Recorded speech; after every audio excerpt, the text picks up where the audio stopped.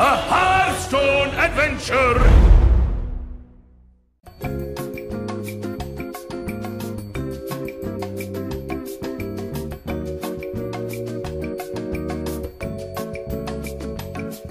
Blackwing Technician. It's 3 for a 2/4 battlecry if you're holding a dragon, gain +1/+1.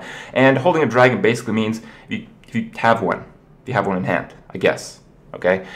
So it's 3 for a 2/4, which is not really the worst stats, but it's a common, so you're going to get a lot of these in Arena, and there are some dragons to get in Arena as well. So it is going to be somewhat of a realistic thing, and in Constructed you can combo the card, and I feel that 3 for 3/5 stats is actually good enough for Constructed if you can get the dragons consistent enough. So that's kind of the big if.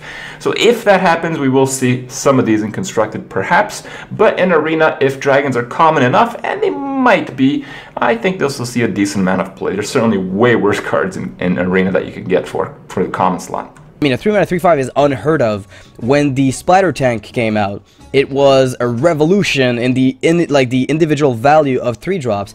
And this Blackwing Technician has the potential to just one-up the Spider Tank by, you know, having 1 more health baseline.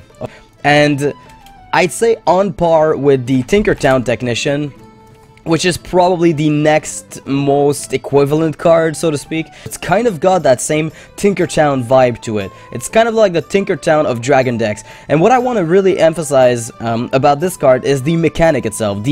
If you're holding a dragon, give it a +1/+1. That's a new mechanic that hasn't been seen in Hearthstone, but its power level is also pretty high. So a 3-mana 3/5 is in line with Tinkertown, but it's almost better than Tinkertown, because Tinkertown requires you to have played mechs, right? And here's the deal, here's the interesting part about mechs. Mech decks tend to have some low-cost mechs that they're going to put on the board pretty early in the game. And what this means is, enabling Tinkertown in the mech deck is generally, and I say this very broadly, generally not a problem. So it's very easy for you to enable it. In a dragon deck, however, dragons tend to be kind of expensive. I mean, what are the dragons in the game? The cheapest one is the Fairy Dragon, right? Yeah, definitely. So Fairy Dragon is the cheapest dragon, and if you play it on turn 2, then Blackwing Technician cannot be enabled by it. Ergo, do you really even care about Fairy Dragon being on the board, since the Blackwing requires it to be in your hand? So what does Blackwing Technician benefit from being in your hand? Anything bigger than 3. Or at least equal to 3, where it's either an alternative to playing it on turn 3, or you're going to play it later on, and it is in your hand for that turn. Which means Twilight Drake, obviously. Twilight Drake is obviously probably the one that springs to mind the fastest. To anyone who, you know, who thinks of a dragon that seems to curve well, you play Blackwing, you get a 3/5, you play Twilight Drake, you get a 4, you know, 1+ whatever, how many cards you have in your hand. And if you're playing a dragon deck, odds are you might have a very, very slow deck, because dragons tend to be fairly pricey, so your curve might be a little on the bigger end. And you also have to keep in mind, if the Blackwing Technician comes into play and it gets +1/+1, you have given your opponent information. You are holding a dragon. You're not telling them which dragon you're holding, but you are holding a dragon. So it is really important that you keep that in mind, because if your hand size is 1 and your opponent is afraid of a spell being played, let's say, then if you have a dragon in your hand, that means they don't have to worry about spells. So depending on the circumstance, playing the Blackwing Technician to get it buffed up might reveal too much about your play. So you have to keep that in mind with cards like these. It's not a huge drawback, but they will be preparing for the 4-drop. Let's say you're going to play a Twilight Drake. They're going to be setting up the removal for this, because they have that information. Blackwing Technician. 3-mana 2/4 is bad, 3-mana 3/5 pretty good. The biggest comparison to make is it to Tinkertown Technician. Tinkertown Technician is also a 3-mana card. Gets you a 4/4 with mech, 3/3 normally, which is about comparable to 2/4. This one's a little easier to actually activate, because all you have to be doing is holding a dragon. There's a dragon theme going on in this set, and I think the times where you will play this as a 3-mana 3/5 are rather high. So the question is the 3-mana 3/5 good enough? And it can be silenced off, but that's not a big deal. You have the Spider Tank already, which is a 3-mana 3/4, which you see some decks running even if they're not mech, but it's very rare. 3-mana 3/5, that's decent enough. It'll see play in the dragon decks. It won't see play anywhere else. It's pretty straightforward. In Arena, 3-mana 2/4 is seen as a sub-optimal card these days. If you happen to get the dragons, I guess, but that's very unlikely. So I guess I'm going to start with Blackwing Technician. This card, I think it's going to be a staple of Dragon decks, if Dragon decks do pop up, which I'm sure there some classes will be doing Dragon decks, and I'll be going over those, I guess, when I get to the class cards, but I think this is pretty much going to be a staple of those decks.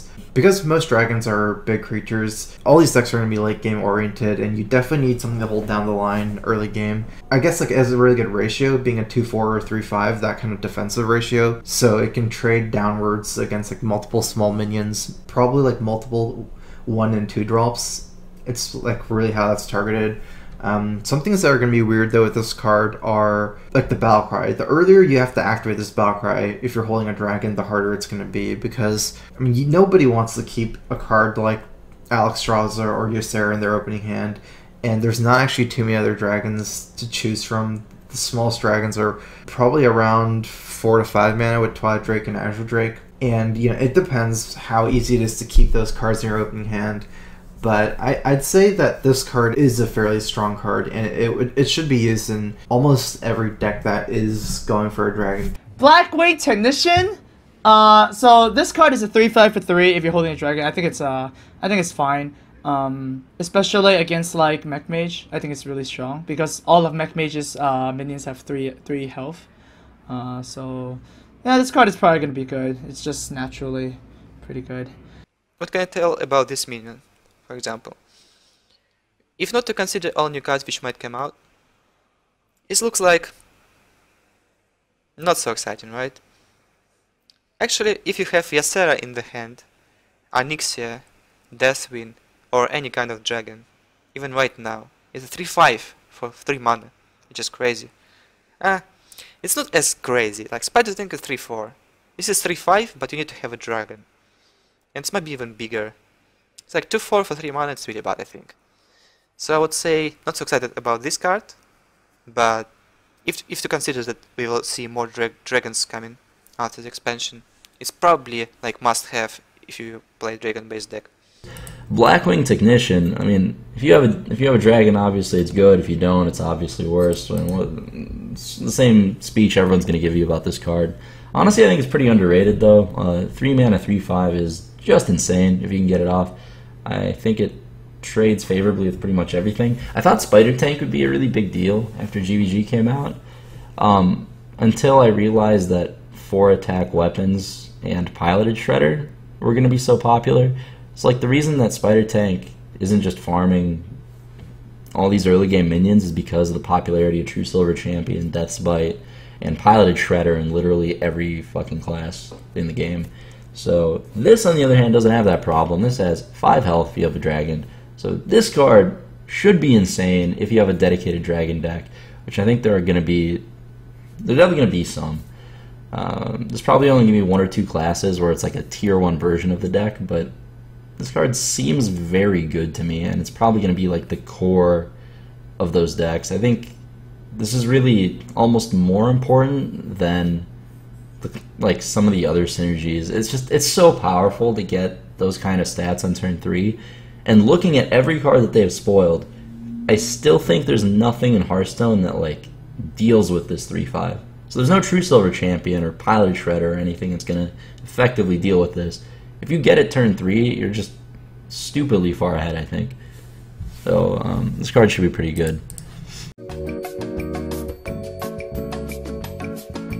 Druid of Flame. Some people have already started to tear apart Druid cards, saying, Druids are getting nothing. But I see possibility in this innocent-looking card. Very flexible. 3 mana, you either get a 2/5 or a 5/2. A 2/5 for 3 looks pretty good.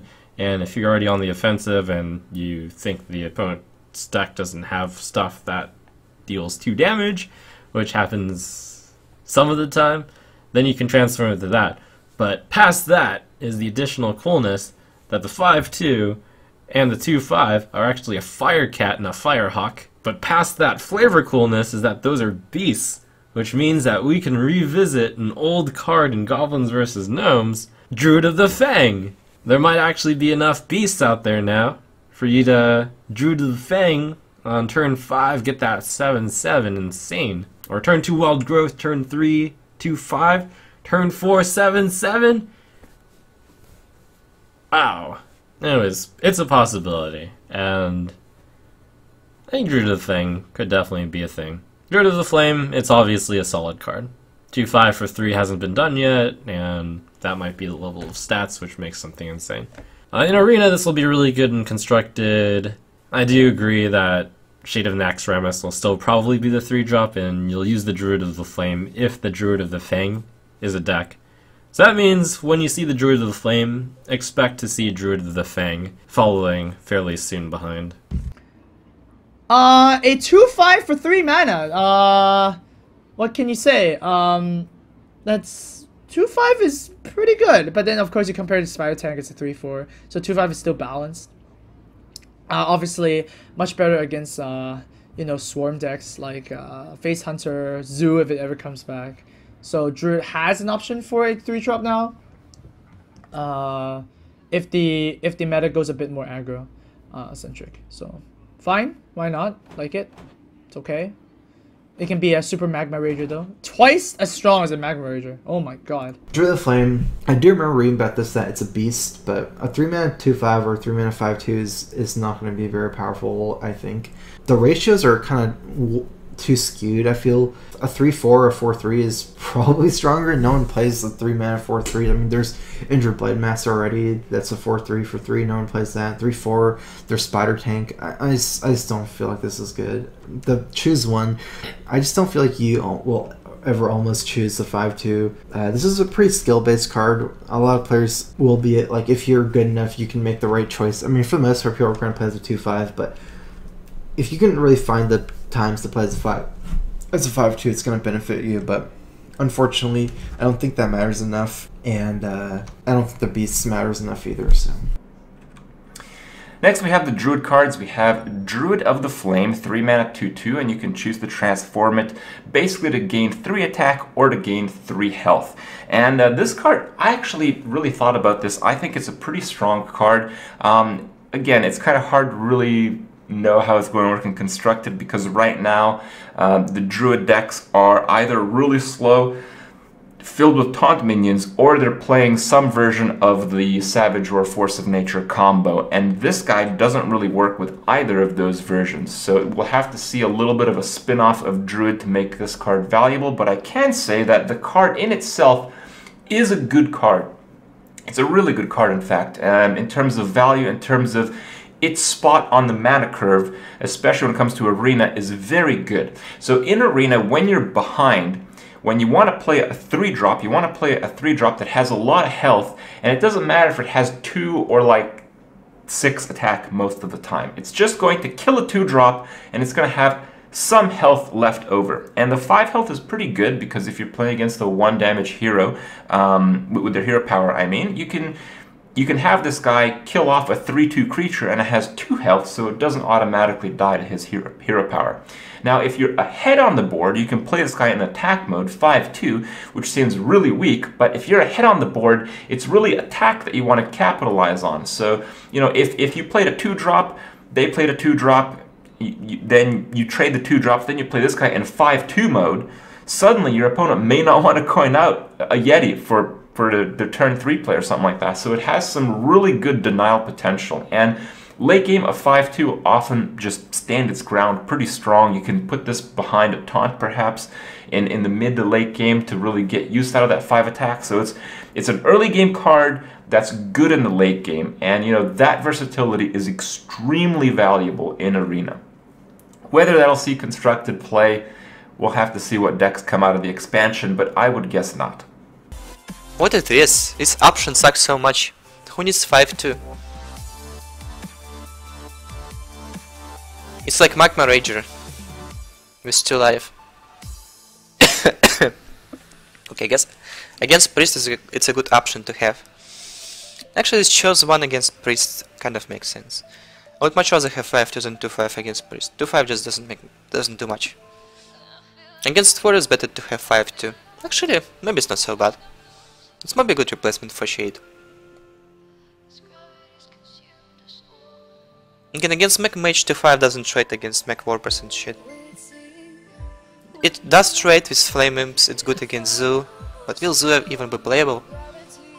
Not sure about this card. It might be okay, might be bad. Honestly, there's never been a creature that I can think of that's had either of those stats for 3 mana, so it's very interesting.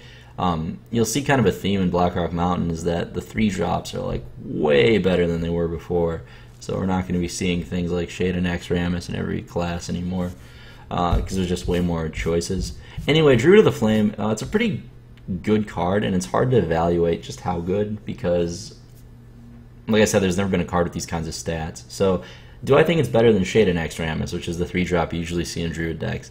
I think it's not, because it doesn't have as good of Savage Roar synergy, but you might see like 1 Druid of the Flame, or like 2 Druid of the Flame, 2 Shade, and like a lower curve Druid deck. Either way, it's definitely playable. I don't know if it's quite good enough to see play over other good choices, though, like Shade and Exramus.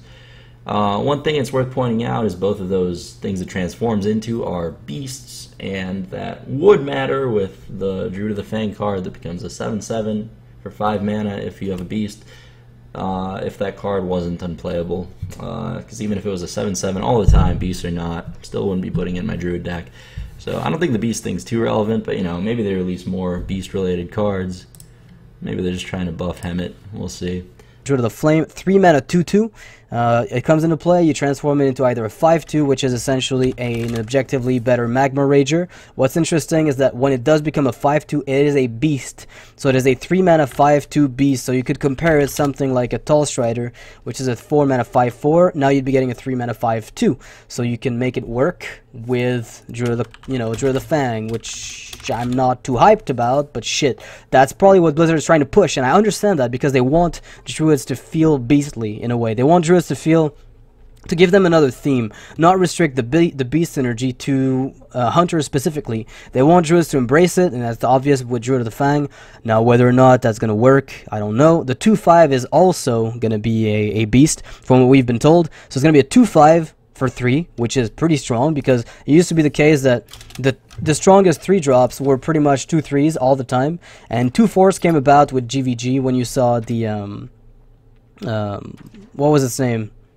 Spider Tank, sorry, the Spider Tank was the go-to 3/4, Goblin Sapper was a 2/4, and the Illuminator was a 2/4 baseline with an ability, and that felt like a bit of a power increase from something like the Dalaran Mage, which is a 1/4 for 3, so GVG bumped it up to 2/4, and now with this we're getting a baseline 2/5 for 3 mana. We're even getting a 3/5 with the Blackwing Technician, so again, more stats increase as the expansions go along. Good thing, bad thing, you determine it. I'm not gonna be making judgments, because generally speaking, they will even out. People will all have access to cards that are very similar in power as Blackrock Mountain opens up, and that could be either nice or bad. I don't know. I mean, you look at it that way, it feels like it's stale because everybody's going to the new cards, and a lot of the older cards are devalued, or it's fine because it's balancing itself out, and eventually Blizzard will change the older cards or simply let them rot because it's old content. Why force it back into relevance when you can just make new content? Imp Gang Boss. So this was the card that I initially thought was the strongest card in Blackrock Mountain before I saw Emperor Tharassian. I think a lot of people might underrate this card, I'm not sure. But because the reason why I think this is so strong, you can't compare this card to something like Grim Patron, for example. It's not when it takes damage and survives, it's whenever it takes damage. So if you want to think about it in another way, you can almost think of Imp Gang Boss as a strictly better version of Harvest Golem, because a Harvest Golem is basically a 3 mana for a 2/3, that when it dies you get a 2/1. This is basically a 3 mana for a 2/4, which is bigger, that when it dies you get a 1/1. So just that part is already very comparable to Harvest Golem, if not better already. And the fact that it's not when it dies, because even if someone one-shots the Imp Gang Boss, you'll still get a 1/1 like a Harvest Golem. Otherwise, though, you can get multiple Imps, perhaps. You start trading with Imp Gang Boss multiple times, you can get multiple Imps as well. It's really good to buff this minion, for example. If you buff this with Defender of Argus or the like, it can get insane value. It's also a demon, which Warlock desperately needs more of. This is like a card that really enables Void Color combos for more mid-range Warlocks instead of just like using Draxus and Mal'Ganis. I can see this being used in basically any non-handlock. Probably handlock's not going to use it because they generally want to tap, but Zoo is, I mean, no one's going to use Hearthstone over Imp Gang Boss on Zoo. People don't use Hearthstone all that much in Zoo, but Imp Gang Boss is extremely strong. I would say it just seems like an insanely high value card, even if it doesn't look at it on first glance. If you just think about it, compare like the Hearthstone perspective, you can see this card being super strong. And yeah, I thought this card was basically the best card before I saw Emperor.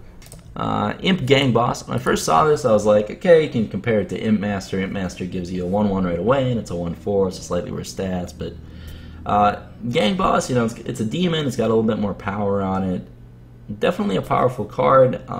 Expect to see a good amount of this, actually, in a lot of different strategies. It seems like with the cards they're releasing for Warlock, the best way to build the deck is just with a lot of like sticky minions and then ways to buff them. Abusive Sergeant, Power Overwhelming, and just get efficient trades off.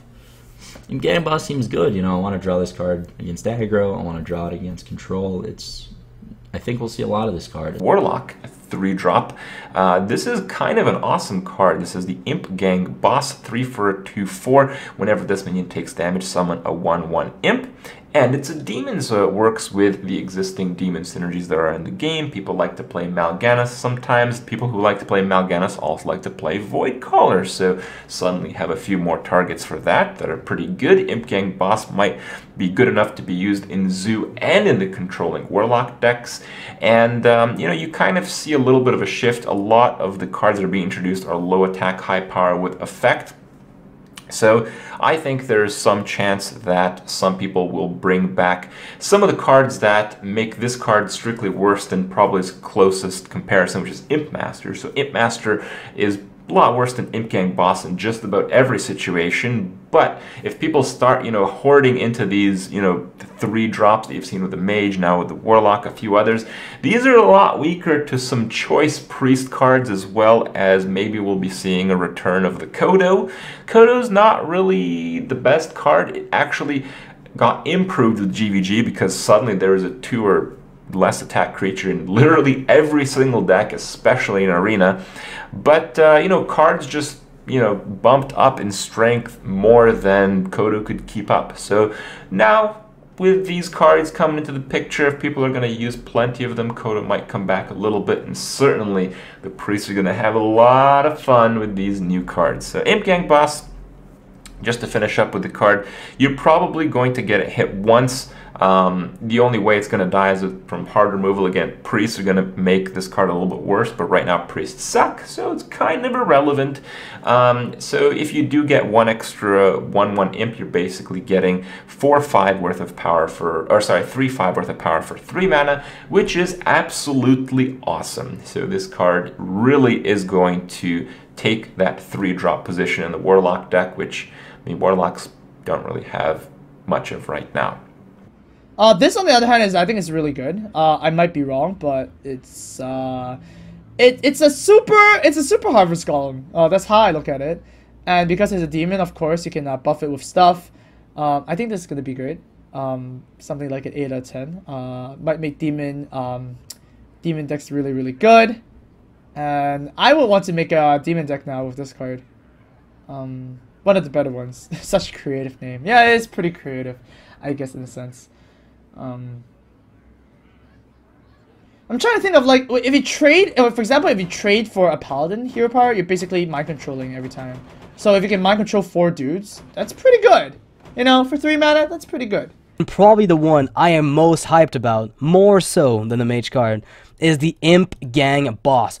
Holy hell, 3 mana 2/4 demon. Already pretty good. It's a standard, you know, it's a roster for demons that we just haven't encountered. And if you would just type demon, you'll see that on 3 mana we got Void Terror, very situational minion. We got Felguard, unplayable minion outside of Arena in very niche circumstances. And that's it. That's all we've had for the longest time. So this comes in as a really nice curve filler for the 3-drop for demons. It's got no drawback either. Whenever this minion takes damage, summon a 1/1 Imp.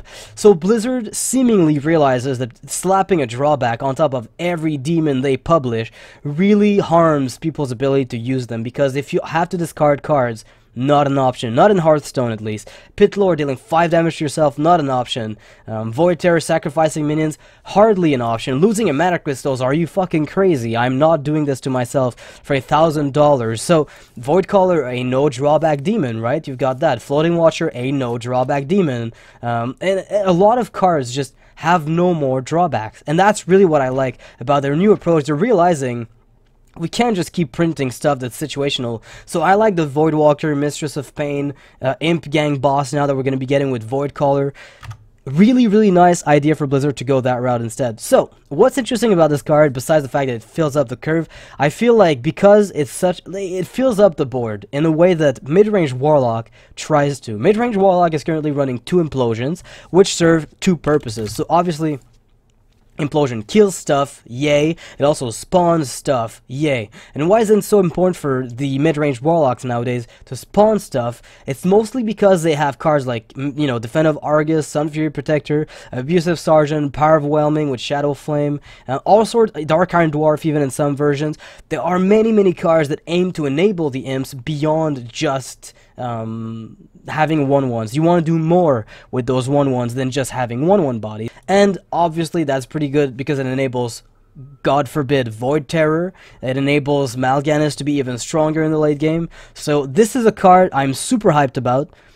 Probably a little more than Flame Waker because I love warlocks. I mean, it's one of the mid-range warlock is the archetype I was waiting for since the release of Hearthstone as a whole. We had Handlock and we had Zoo, and I felt like there was a middle ground that we couldn't quite hit. GVG allowed us to hit it, and I think that plays super nicely into that archetype. Imp Gang Boss. So 3 mana 2/4, reasonable stats. It's a demon, nice. A little bit more demon synergy out there. The demon decks have kind of been like scraping the barrel. It's like, oh, Mistress of Pain, is this good enough? Is Voidwalker good enough to put in my Warlock control-ish deck?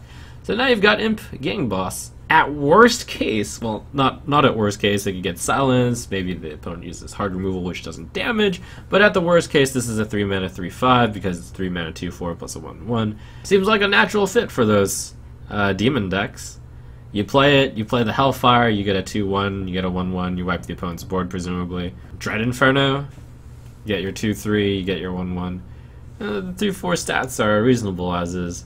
You compare this with Imp Master, 3 mana 1/5. Really, Imp Master is like a 3 mana 1/4, and then it gets you a 1/1 immediately. This one's a 2/4 without the 1/1. Imp Master isn't played. Looks cool. You can Demon Heart it. You can Demon Fire it. Fellheart, rather. Demon deck does lack 3 drops right now. It's just one of those cards which, again, I don't see as exceptional, which has kind of been a theme of the Blackrock Mountain cards. No one card has really stuck out as, wow, this card is insane, automatic include. They're just interesting cards. I could definitely see you being run in that particular archetype of Demon Luck. In Arena, you've got Razorfin Hunter like as a barely playable card. This one's slightly better than Razorfin Hunter. So I do think it'll be a fair card in Arena. Maybe even above average. Majordomo Executus, which is a very interesting card. It's 9 mana for a 9/7, which basically makes it terrible because it costs 9 mana, and anything that costs 9 mana is generally terrible unless it wins you the game. And actually, this guy can do the opposite. His death rattle is to replace your hero with Ragnaros the Firelord, which sounds really cool. And you're probably thinking it's Ragnaros, right? Like the legendary Ragnaros. No. This guy replaces your hero with Ragnaros, so you become Ragnaros. And one of the screenshots from their stream that actually happened this way. And yeah, the reason it kind of sucks is you have 8 health. Yeah, so if you play this guy and you have more than 8 health and it gets like BGH'd, you actually significantly increase your chances of dying.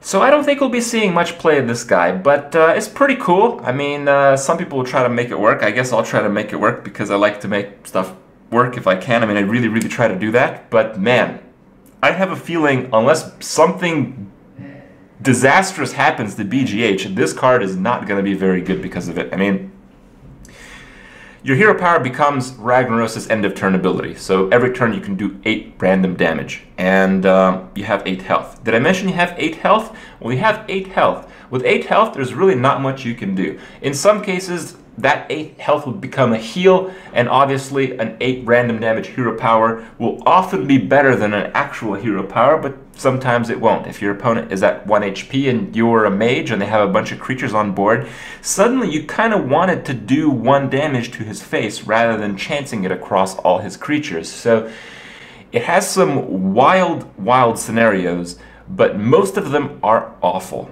So this card is pretty bad as a result. In Arena, it may have some spectacular games, but in terms of consistency, there's probably a lot of other better legendaries to pick from. So another disappointment in the legendary department. Majordomo Executus. Replace your hero with Ragnaros as a Fire Lord. That's Rattle.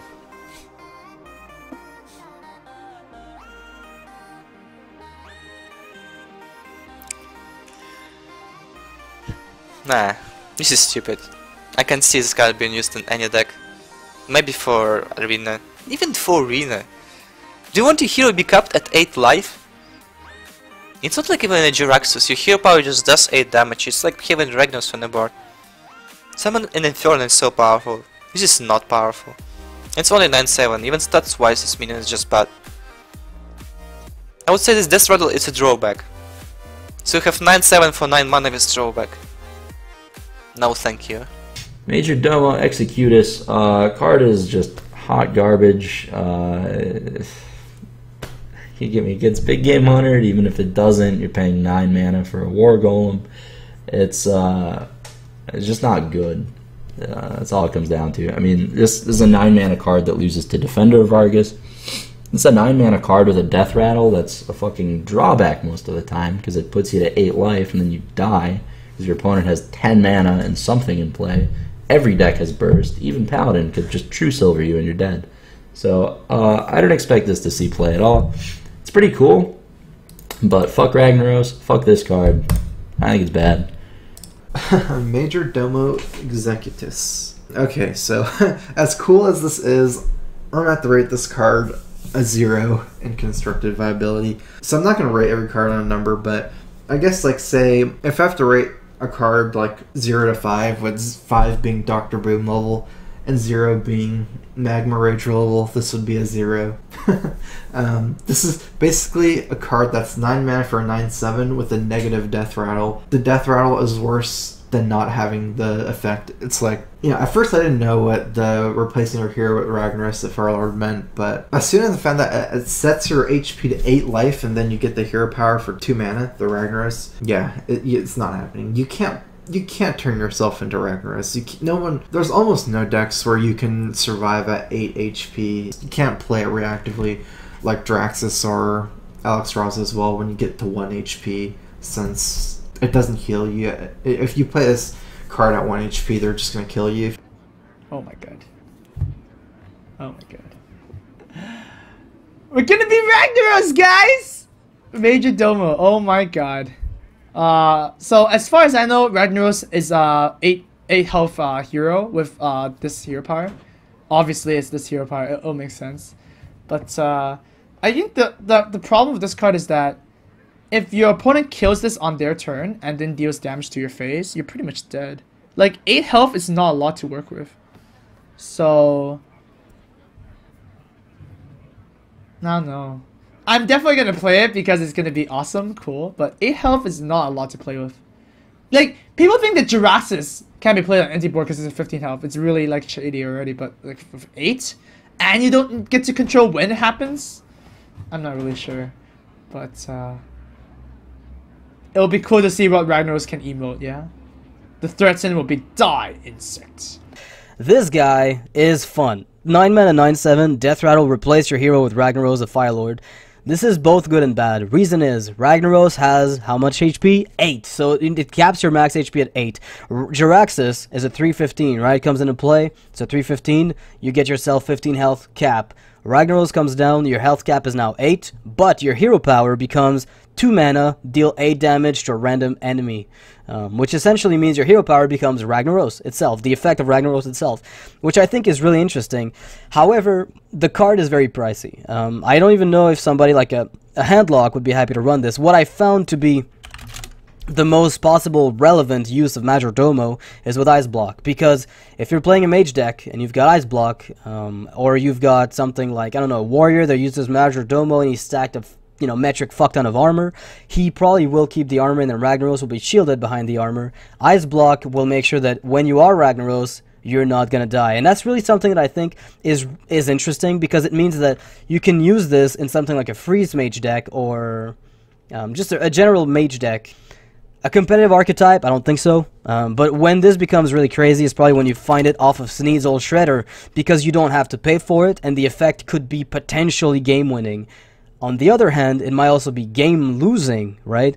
Because a Druid, anyone who kills Majordomo Executus and has 8 damage at the ready is going to kill you. Somebody who's able to kill Majordomo Executus and then drops their Ragnaros, you're on 8 health. You're dead. It's over. So if somebody can deal 15 damage and have a clear board on your end, you're dead. Because Majordomo dies, you become Rag, and they just play their own Rag, and you're out of the game. So is it going to be playable, Majordomo Executus? I'm not too sure. Is it going to be an upside or a downside? I'm not even too sure, but the concept of it is really cool. It's a throwback to Jiraxis, and I'm pretty hyped to see what people end up doing with it, but I wouldn't hold my breath for its competitive value. But we'll see. Well, you never know what could happen. It's possible that it's going to become a super sick win condition in a lot of control decks, because control typically doesn't burst you down.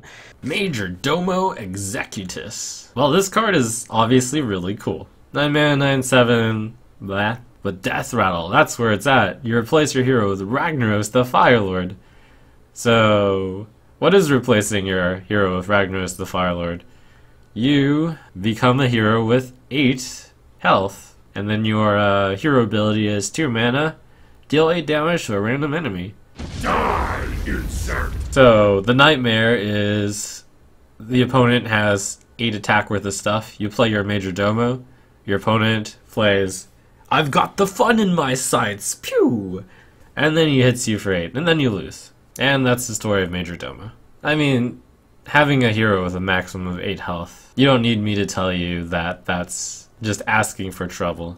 I at one point even considered not running Jiraxis just because playing 15 health wasn't like good enough against Force of Nature Savage Roar, which deals 14.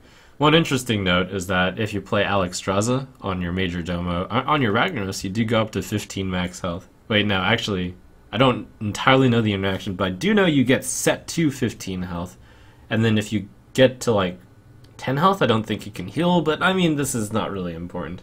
Perhaps more importantly is if you have Ice Block up, and then you play Majordomo, and then you only have 8 health, it doesn't quite matter as much because you don't die anyways because of Ice Block. Needless to say, the hero ability of 2 mana, deal 8 damage to a random enemy is pretty good, but it sure seems like it's far too difficult to set up Majordomo to actually be useful.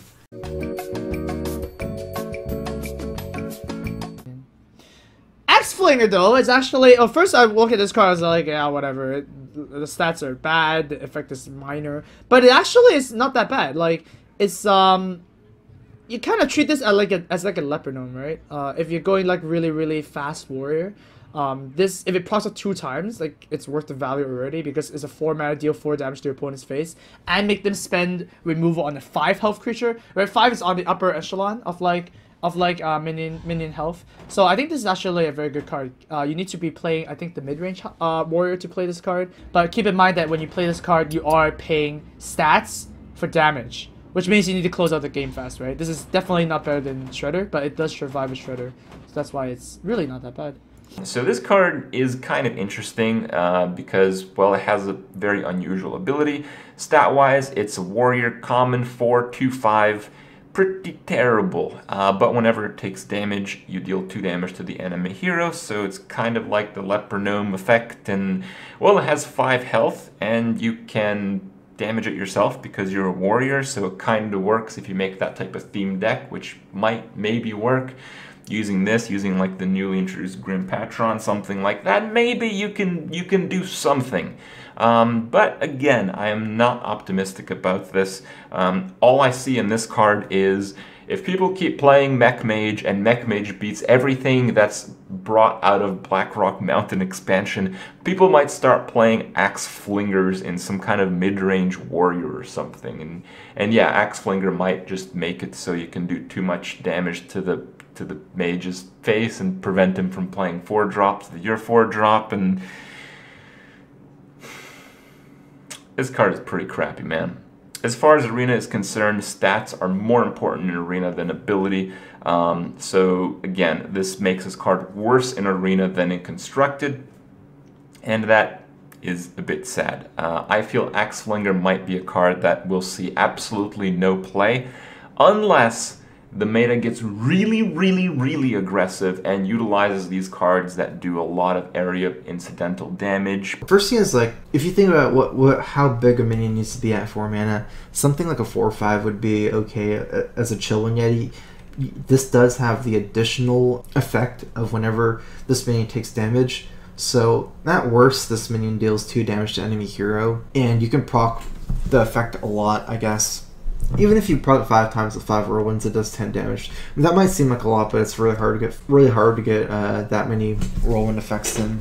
I think the biggest implication of Axe Flinger is that it's like you don't really use it in a combo deck. Use it in more like a beatdown deck that randomly whirlwinds a couple times with Death Spite, perhaps. The biggest part of this is not when you activate it yourself. It's more like whenever your opponent wants to kill it, say by just attacking it with a minion or a weapon, they are at least guaranteed that 2 damage, and it's kind of hard to kill 2/5 in one shot sometimes. Maybe you're killing in 2 shots, so you're taking 4 damage. I guess the big problem with Axe Flinger is this is not an effect that Warrior usually wants. Warrior has a very hard time being an aggro deck, just because they've always been held back, even with some really good aggro cards like Korkron Elite and how much damage all the weapons can do.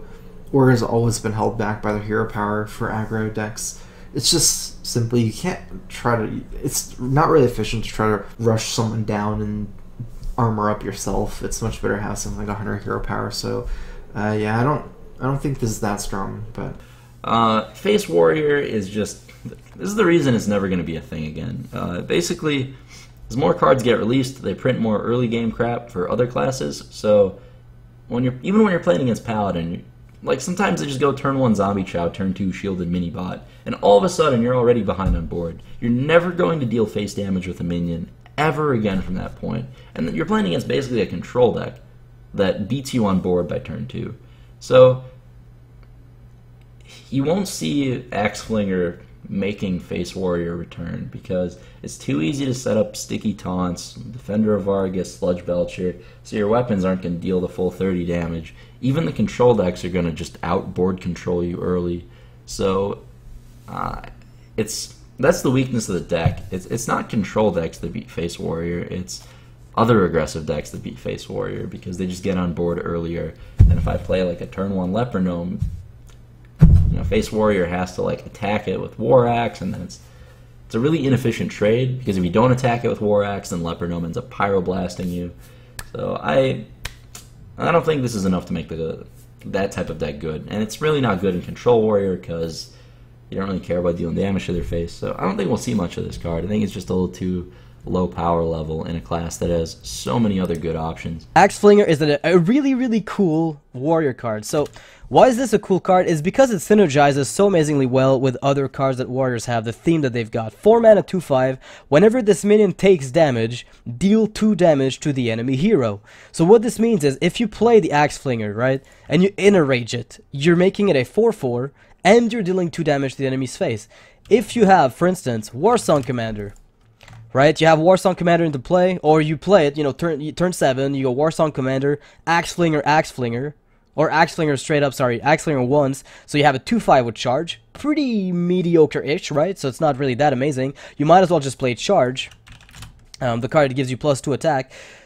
what you can do past this point is do the kind of the same thing you do with the Raging Worgen. You play Inner Rages, so you buff up the attack of it. So it has +2 attack from charge of 4/5. You Inner Rage it once, it goes up to 6/4, and it deals 2 damage. So effectively you have 8 damage dealt. You Inner Rage again, you have another 4 damage dealt, because Inner Rage gives a +2 attack and the 2 damage from the Axe Flinger. And then if you account for all the Death's Bite shenanigans that might AoE, you play Whirlwinds, you play Cruel Taskmasters, you might even play Fraud. I mean, you're gonna play Frothing Berserkers in that deck. So would you be playing, you know, an Enrage deck? It's probably gonna look a lot like Neria's, you know, Raging Worgen combo warrior, where you can play this in lieu or as an additional Raging Worgen in your deck. The thing is, I'm not exactly sure how strong Axe Flinger is. What I like about it though, and this is really the selling point of the card for me, it lives through a Shredder, and it's likely to take 2 hits, which means it's almost guaranteed to be a 4 damage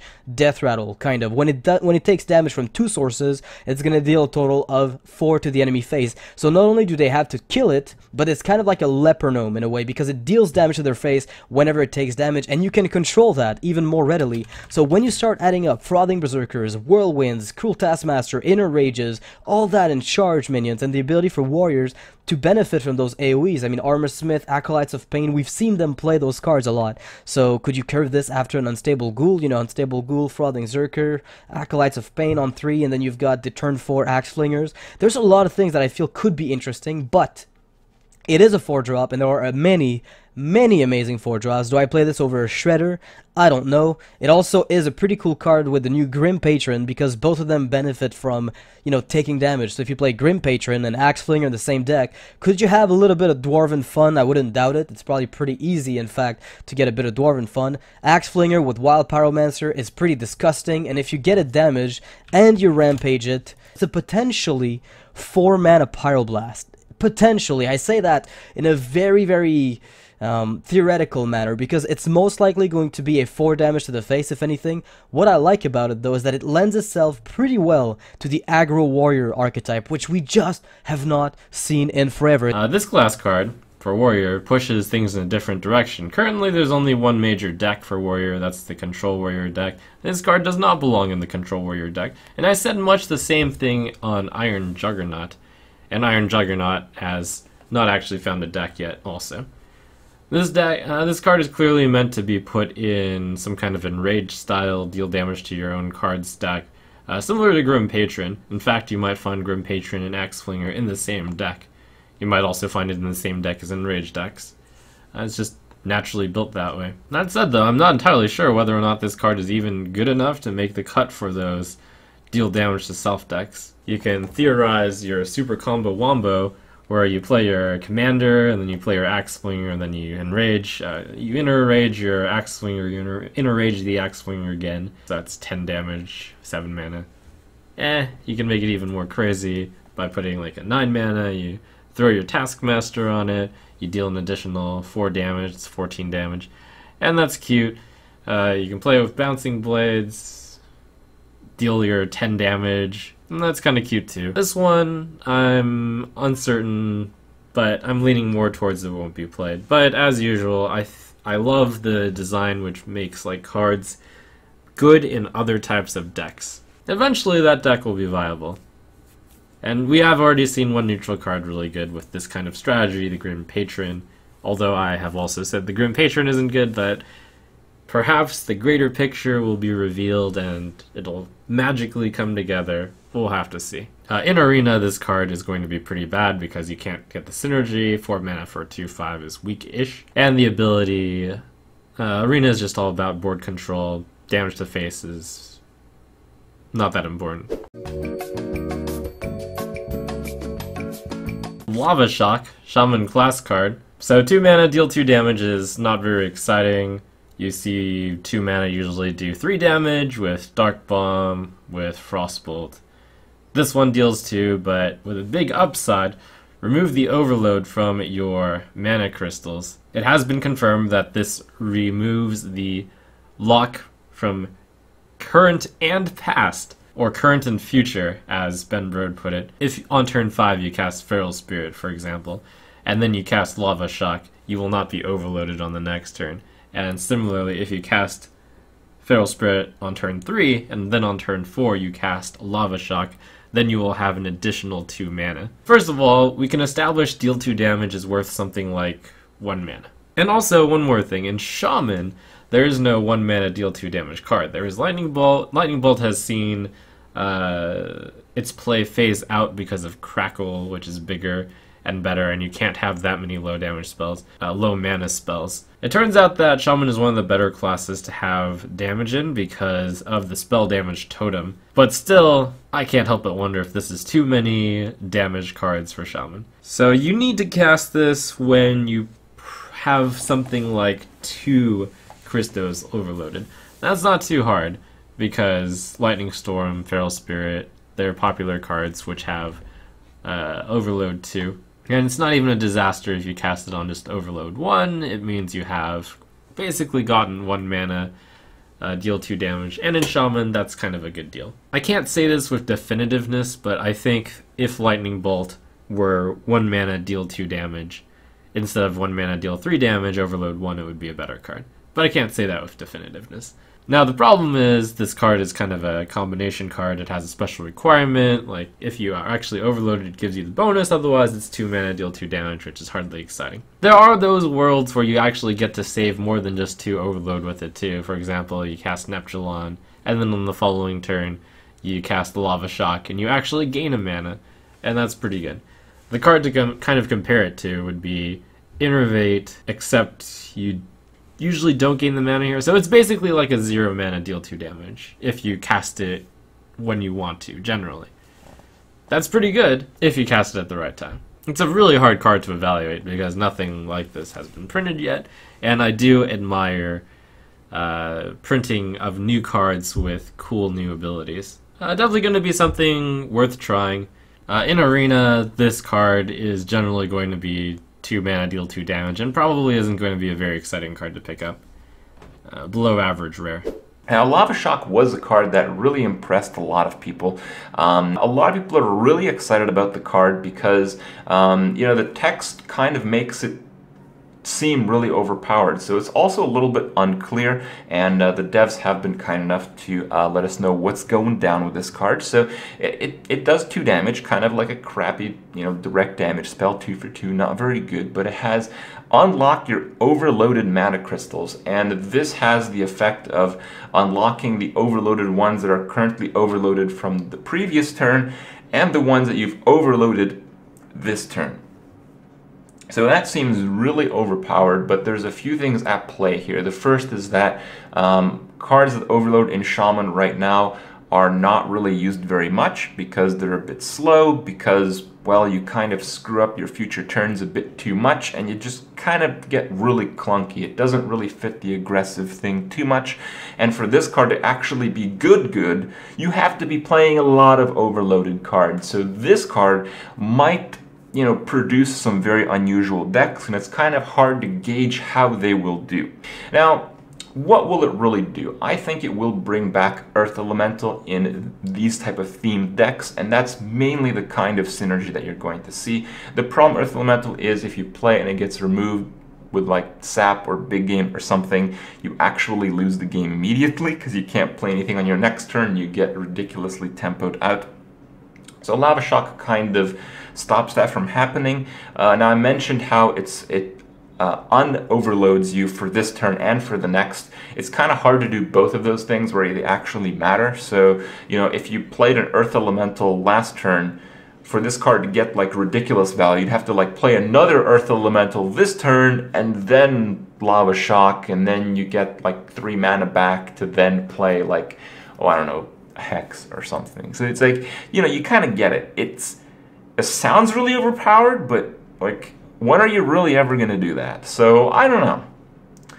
I'm not too optimistic about this card. I will tell you guys that. I think it looks really good, but I think that type of deck is going to need a lot of fine-tuning until it takes off. I think that deck might work, but it might work like a month after the expansion or like 2 months after the expansion. I don't think people are going to like figure it out in time. all the high power level Shaman cards seem to have Overload, right? So this can let you do crazy things. Earth Elemental, still not a thing, still completely garbage, but Unbound Elemental gets a lot better with this card. It might be worth it to play Feral Spirits again. It probably will be, actually. It's probably the best synergy. Lightning Storm, of course. This Fireguard Destroyer guy is pretty good. I mean, it's just a lot of good Shaman Overload cards that you want to be playing now. So I think Overload Shaman is kind of, I mean, it's worth trying out. I don't know if it's enough to make the class good. So much is going to change with these cards coming out that it's really tough to say. The point is with Shaman, Lava Shock's a good card, Fireguard Destroyer's a good card. Is it all going to come together and put the class into a good spot in the metagame? That's what nobody can really say for sure until we play with the cards. I definitely think Shaman looks stronger, like every other class, of course. You're just getting more stuff. But this doesn't seem like quite enough to push it into being the best deck, because the stuff the other classes got is just a lot better in a lot of cases.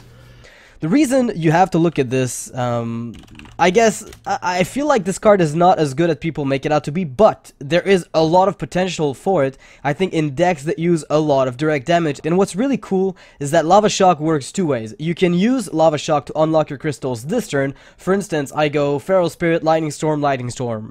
Well, that wouldn't work because you have 9 mana, but let's assume I play, well, okay, let's assume you have the coin. You go Lightning Storm, Feral Spirit, and then you play Lava Shock. You're going to end up with all your mana crystals unlocked on the following turn. However, if you just do it the normal way, right, where you go Feral Spirit, Fork Lightning, Lightning Bolt and everything, on the following turn, as long as you have 2 open mana, you can still play Lava Shock and unlock your crystals on the turn after. So it's not needed to use Lava Shock the turn you overload yourself. It can be done the turn where you are overloaded. So I feel like those 2 cards, Lightning Storm and Feral Spirit, benefit the most from it in general, but we'll see exactly how things pan out. When I first saw this card, Lava Shock, I was really happy about it, and then I was not impressed by it, because usually you're only overloaded for 2, right? It's really hard to be overloaded for more than 2, and this is basically a backstab.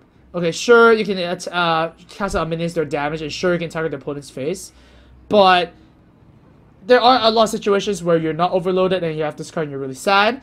And when you are overloaded and when you not have this card, it's fine too, right? Because, like, it kind of treat this as like a Moonfire, in my opinion, right? It's a 2 damage Moonfire. And would you run a 2 damage Moonfire? Maybe, but it's a 2 damage Moonfire with a condition that you do use this up. And of course, if you Feral Spirits into Lava Shock, I think the best way to use it is to do a preemptive Lava Shocks, right? So for example, like, Feral Spirits into Lava Shock is really strong because it removes the overload. So next turn you can do Fire Elemental or something like that. That's the best way of using it. If you use it after that turn you are overloaded, I think it gets very clunky. So the best way would be like what, Feral Spirits into Lava Shock, Hero Power. Look, that's not really strong. Turn 3, turn 4. So yeah, not really also too impressed with this card. I don't have a lot to say about this one. I don't think it's very good. I don't know. I mean, there are a little bit more overload stuff, but for the most part, you're rarely overloaded that much. It's a very situational kind of thing. If you just want, no one's going to use a 2 mana deal 2 damage Shaman. Shaman has so much of this effect already in Rock Butter, Lava Burst, Crackle, Lightning Bolt. There's no reason to have another one, and to unlock your overload mana crystals occasionally, it's not consistent enough. It's too situational.